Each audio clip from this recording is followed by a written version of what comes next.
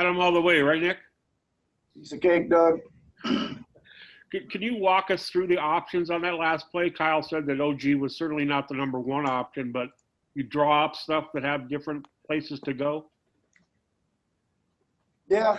I mean, Freddie comes wheeling off there first. Mark pins down for Pascal. OG clears out to the weak side. Mark tries to find an open area either at the rim or out, depending on how they play it, if they switch it or whatever. Double, sometimes they double Pascal coming off that. Your team, Pascal didn't have a really good first half or third quarter, played well in the second half. Norm was sort of tough in the first half, but made two big shots in the fourth quarter. Talk about sticking with those guys and knowing that they're going to eventually come through. Well, Doug, I think that I mean, you know our team really well, and we're not getting a lot out of normal places right now, just for whatever reason. However, there seemed to be some life in the second half. Pascal had a good half. Norm stuck a couple threes. Kyle stuck a couple threes.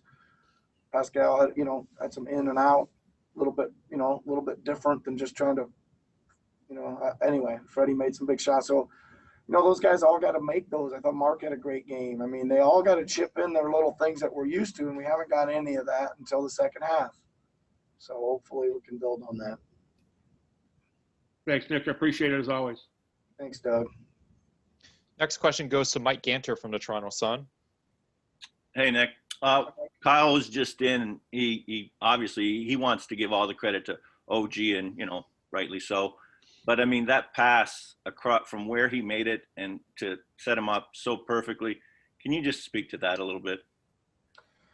Yeah, I mean, there's not a lot of times that you probably want a let's call him 6'1" guard taking the ball out of bounds in a late game situation, because you saw what they do. They try to put size on it and limit your vision. We would probably do something similar, right? But you say to me, why is Kyle taking it out? I'm going to say because he's got some guts, man. He's gonna make a gutsy play every now and then.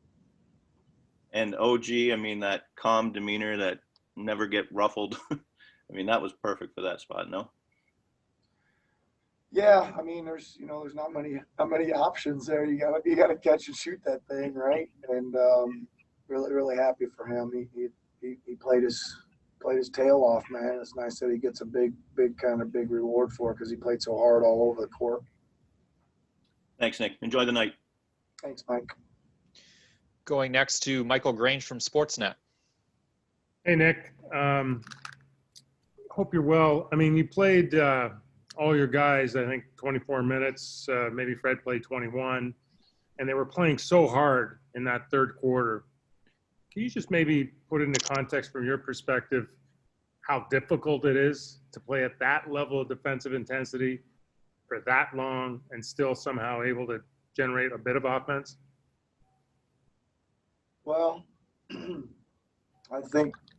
mean, that's the one thing, Michael. That was we've had a lot of gutsy performances from this crew, right? I mean, it's kind of what the group is. There's Kyle and Fred and Pascal and Norm. There's a lot of guys that really have fought their whole lives kind of to get to where they are, right? Amid other expectations, really. But anyway, I mean, we got to the half down 10, and we just, again, weren't catching any breaks, and the ball wasn't going in, and, the ball was bouncing funny, and it was just like, man, to reach in and find that gutsiness for that second half and finding a way, even though it was very fortunate finding a way. I'm not sure that doesn't rank right up there with our gutsiest performances, Michael. And just to follow, I mean, OG's shot, mind-blowing, but the possession before, maybe both those possessions, the play Kemba Walker made was pretty wild. but the play OG made to keep the play alive, and then Fred gets that lefty layup to go. That entire sequence kind of overshadowed by OG's play. Yeah, well, I mean, there was a lot of stuff happening there late back and forth, wasn't there? I mean, I think they might have got a dunk about three straight baskets down the stretch, and I know that sounds really bad, and it ended really bad, but I think 2 of the 3 we had them straddle in the out of bounds line, just about to turn it over, and they found a late cutter down the lane. And then you're right. I thought Freddie got whacked one way and whacked the other. Could have been an and one on that finish down there at the other end. Yeah, it was a hell of a finish. It was for sure. thank you, Nick. Thanks, Michael. Next, we go to Eric Kareen from The Athletic. Hey, Nick, you've seen, save for 1 year, every sort of big Kyle game that there's been. Where does that 46 minutes he played, where does it rank? You mentioned the guts. He was obviously a big part of that. Well, I don't know, Eric. He's obviously been such an engine for our franchise, right? There's been so many incredible regular season performances for him. There's been so many huge ones. I thought, man, you can never ever, if you're a Raptors fan, forget the start of Game 6 in the finals last year, ever. Right? He came out and just gave everybody a surge of belief on the opening tip. And I think today, as hard as it was at times and as frustrated as he was at times, he just kept on fighting and playing. And he's got to rank up there, man. You mentioned Game 6 last year. It was a very similar stuff. I mean, not so much the threes, but he was certainly looking for his own shot early on. Did you sense that he sort of was trying to do the same thing again, I guess? Yeah, I did. He actually broke a couple of the set calls early tonight, which is a good sign, right? You think, you're kind of, you got an idea where you can get some buckets in the first few sequences of the game, and he just put his head down and went on a couple of them, and those are good because they're kind of like, call them sneak drives. The play's kind of setting up somewhere else, and boom, somebody takes off. So he found a couple of those early and got him going. Thanks so much. You're welcome, Eric. 2 more for you, Nick. First one goes to Stephen Lung from Sportsnet.